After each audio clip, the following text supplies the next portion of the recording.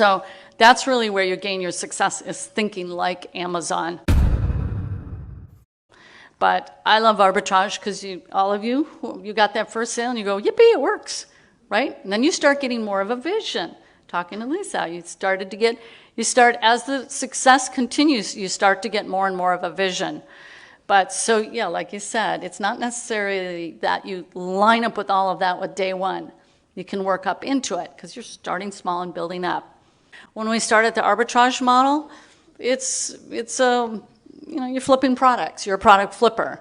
And it's the easiest way to start. You learn the fundamentals, you develop some core skills, and then as you progress, you can move into more sophisticated levels of sourcing, private label, wholesale, etc. But with arbitrage, it's a very simple model, and we love it because it helps our members get into quick cash flow. And what I call it, it's gaining proof of concept, because so many people, I did a few interviews today, and how did you come in here, etc. And what people want to know is, well, this looks great, but will it work for me?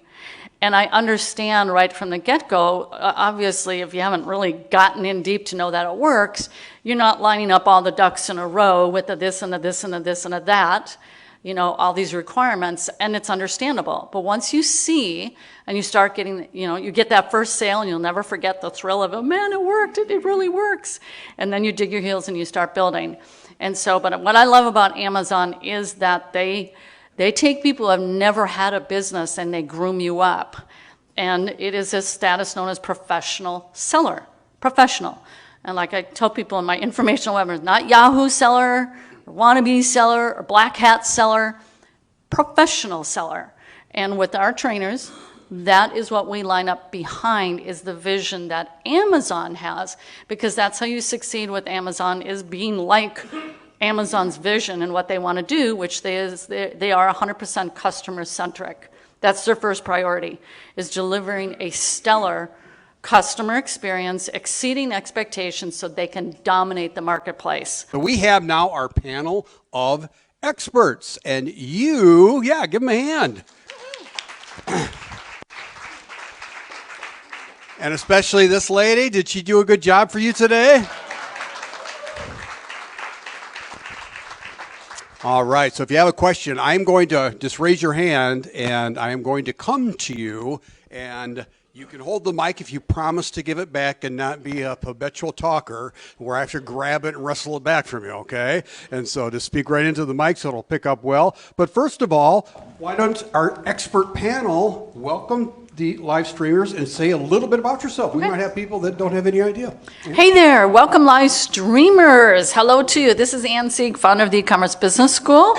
And my vision here at the E-Commerce Business School is to help strengthen the family economy by bringing this opportunity directly into your home, such that just today we learned that one of the success stories is one of our members, 26-year-old with 2 children, started in our program, and within 2 months was able to quit his job working 12 hours the night shift and is now home to raise his 2 children. So that's what I'm about, is setting up an environment that is very opportune for very fast learning and implementation experience to get to results.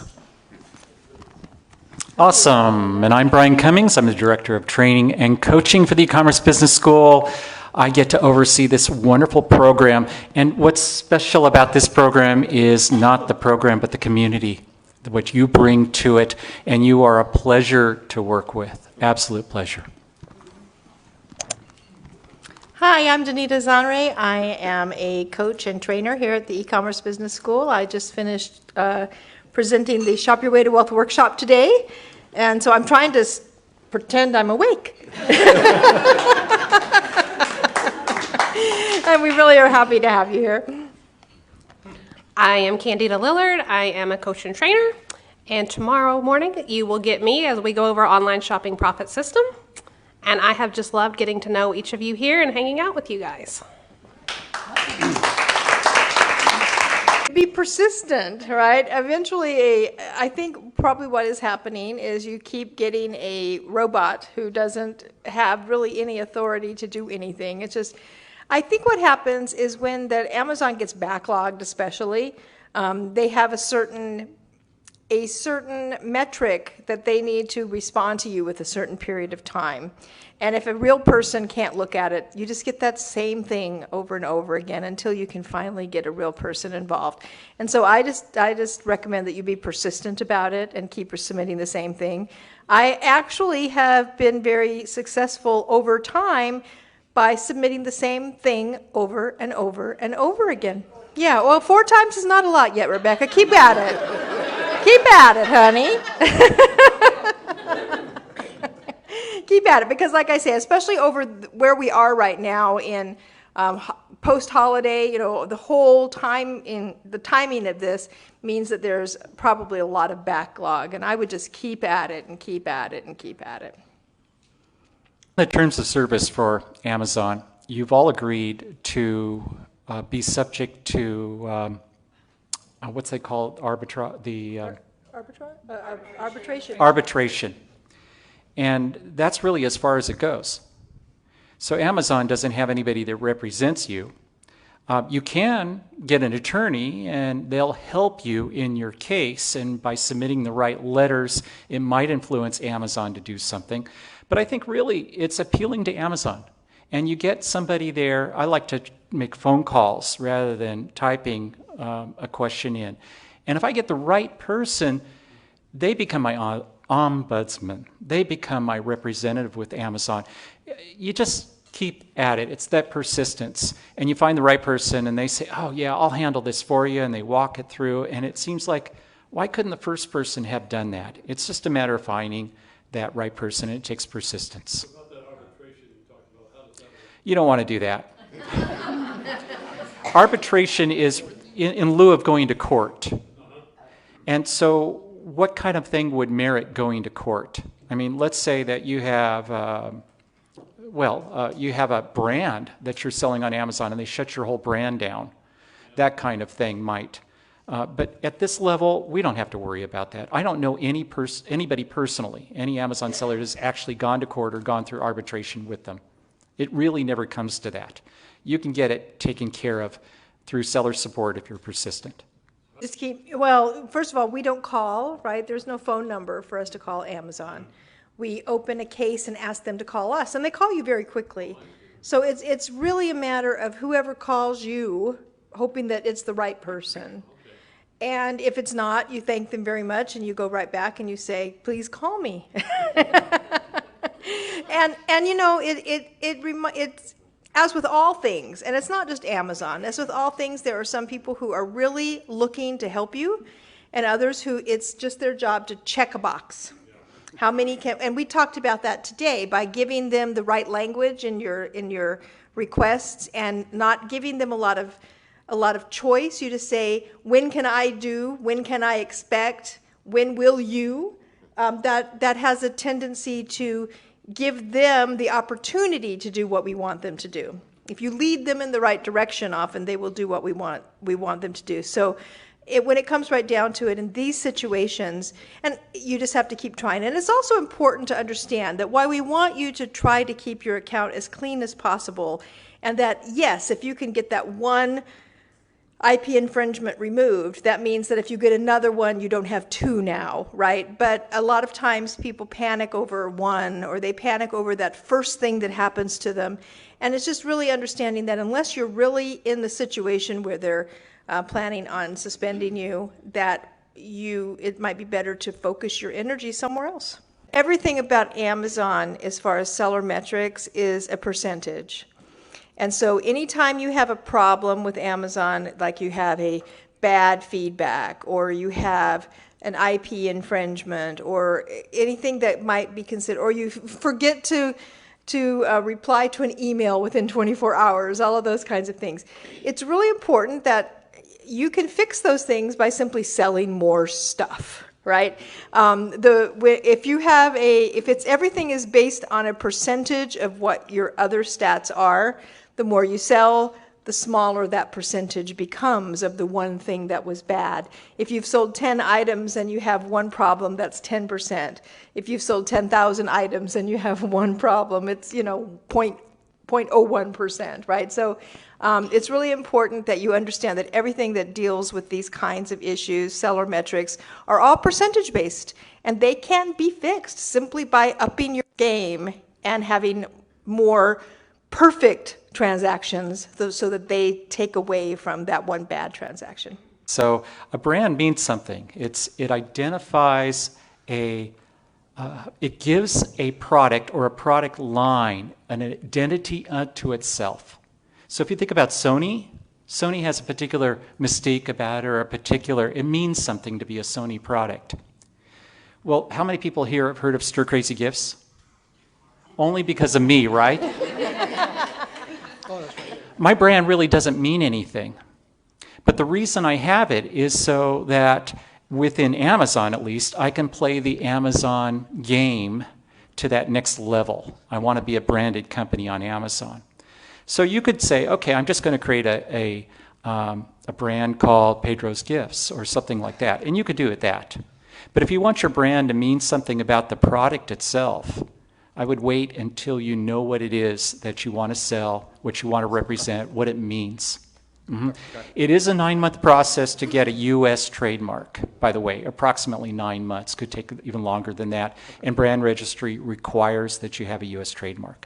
Is that if you have a brand idea, Stir Crazy Gifts, I want to do Stir Crazy Gifts, and I go and I create a trademark, and I go through this whole thing, and then I come in and I've forgotten to check, and all of a sudden, oh, stircrazygifts.com is gone. I've done all this work for a brand, and now I can't even have a domain. So a lot of sites, if you just grab the domain, they're going to move on to a different brand name if they realize they can't get that domain name. Or they're going to offer you enough money that you're willing to not have the domain name anymore, right? So you win either way. You win either way in that respect. If you have the actual UPC of the item, you can create the listing for that item. Amazon really frowns on creating listings that don't have a valid branded UPC. Okay. So if you got the box in your hand and you see the UPC for that size, you can create your own listing for it. Just remember when we talked today about IP infringement, and one of the things that goes into IP infringement is other people's photos, other people's logos, other people's, that's what intellectual property is, right? Things that are created by the brain. So if someone has created a photo of those pictures, those sandals, and you use that photo, that can be an intellectual property violation, right? So if you're going to create a listing all by itself, you need to be in control of all of the parts of it to avoid those kinds of things. So the idea that this business is oversaturated just means someone doesn't have a big enough vision for what they can do. They don't have a big enough picture of how they can make it work. Because if two people can walk in the store with two different Amazon businesses and walk out together and smile and go, oh, you had a good run, you know, look at that. Oh, wow, I like that. I wish I had found that. Good for you, right? So it's really good to be able to see those kinds of things. And I don't see oversaturation in this business at all. So how many people here aspire to have a business license, a business checking account, do all the legal things, right? This is just one more pieces of being in business, is having a business insurance, a liability policy. Okay, so do you have to go out and get it today? Well, by terms of service, yes, you're supposed to have it. Is Amazon enforcing that right now? No, they're not. But just know that it's something you should be doing along with all those other parts of being in a real business. So that's really where you gain your success, is thinking like Amazon, lining up behind their vision. But I love arbitrage because all of you got that first sale and you go, yippee, it works, right? And then you start getting more of a vision. Talking to Lisa, you start as the success continues, you start to get more and more of a vision. But so, yeah, like you said, it's not necessarily that you line up with all of that with day one. You can work up into it because you're starting small and building up. When we started the arbitrage model, it's you're flipping products. You're a product flipper. And it's the easiest way to start. You learn the fundamentals, you develop some core skills, and then as you progress, you can move into more sophisticated levels of sourcing, private label, wholesale, etc. But with arbitrage, It's a very simple model, and we love it because it helps our members get into quick cash flow. And what I call it, it's gaining proof of concept, because so many people, I did a few interviews today, and, how did you come in here, et cetera. And what people want to know is, well, this looks great, but will it work for me? And I understand right from the get-go, obviously, if you haven't really gotten in deep to know that it works, you're not lining up all the ducks in a row with the this and the this and the this and the that, all these requirements, and it's understandable. But once you see and you start getting, you get that first sale, and you'll never forget the thrill of, oh man, it worked, it really works. And then you dig your heels and you start building. And so, but what I love about Amazon is that they take people who have never had a business and they groom you up. And it is a status known as professional seller, professional. And like I tell people in my informational webinars, not Yahoo seller, or wannabe seller, or black hat seller, professional seller. And with our trainers, that is what we line up behind, is the vision that Amazon has, because that's how you succeed with Amazon, is being like Amazon's vision and what they want to do, which they are 100% customer centric. That's their first priority, is delivering a stellar customer experience, exceeding expectations so they can dominate the marketplace. This is a means for families to come together and provide for themselves. Would you guys all agree? So there's so much opportunity. It's just being in that groove of thinking in that mode, and it really is endless. And two, we want to be a hallmark for the mention of community, that people feel cared for, because I feel very strongly the whole sense of a strike out and do it on your own, the solopreneur, baloney. It's not going to happen. It's not going to happen because there's too much to keep up with, because the unprecedented change that you have to keep up with, you must be in a community where you're hearing tip after tip after tip of people who are staying current. There is no one in this room who can keep up with it all on your own. Would you guys all agree? It's physically impossible. So with a community, people naturally want to feel, for one, to set up, be in an environment that feels safe for learning. And I have seen with a lot of online training communities and forums, it's more like people get beat up and they're ridiculed. And I'm not saying it's, but I mean, I've seen it. And that's no fun, because there's a lot of this bravado, ego, kind of stuff. And it's like, we're like, what? Why would anyone do this kind of stuff? I mean, right? I mean, there's just no need to be doing ego tripping. It's about a serve and be served. If you want to be enabled for merchant fulfilled listings, do you have to have sort of approval, or do you have to have some kind of fulfill some kind of minimum requirements prior to Q4? Yes. If you're doing so for toys specifically, for all other categories, I don't know of any requirements for Q4. But if you want to sell merchant fulfilled toys for Q4, you must have sold a certain amount, and this year it was like 25 sales in the certain period of time, and they didn't even have to be toys; they just had to be 25 sales, and you had to have had no late shipments, basically no bad marks against you, or at least within their percentages, right? Everything is percentages, and so you wanted to make sure that you fit into all of their percentages for seller metrics, and that is for toys only. You can sell merchant fulfilled for just about anything else during Q4, but toys, they're very specific about not wanting little Johnny to wake up on Christmas morning and not have his item because you didn't ship it on time or you didn't do, whatever was needed. So they're very particular about toys, merchant fulfilled at Christmas time. Are video games considered toys? Video games are not under the toys category. But all you really need to do is, and they don't even have to be merchant fulfilled sales, they can be FBA sales. So by next year, no one in this room, quite honestly, should have any problem meeting those criteria for next year, right? I can't imagine that any of you could have any problems meeting those criteria for next year. Regardless of that big dream, you've got to build a foundation. You have to have a business that has cash flow. You need more cash? Go out and source some more. Shove those products into Amazon, what's going to spit out the other end is profit. It's that simple, isn't it? Then they start looking at it as, this really is a system. So how can I add more to my system? How can I start to scale this? That's why this is so integral, each pillar leading up sequentially to that long-term reliable business. These are the real assets then that somebody who wants to buy a business, this is what they look for. This is the brand launcher, the career launcher, the income launcher. It's a beautiful thing. How many of you are interested in selling your business? Build it to sell, make a profit. They can learn and master this skill and then turn around and do it multiple times over. Yes, you can make $1 million just selling on Amazon alone.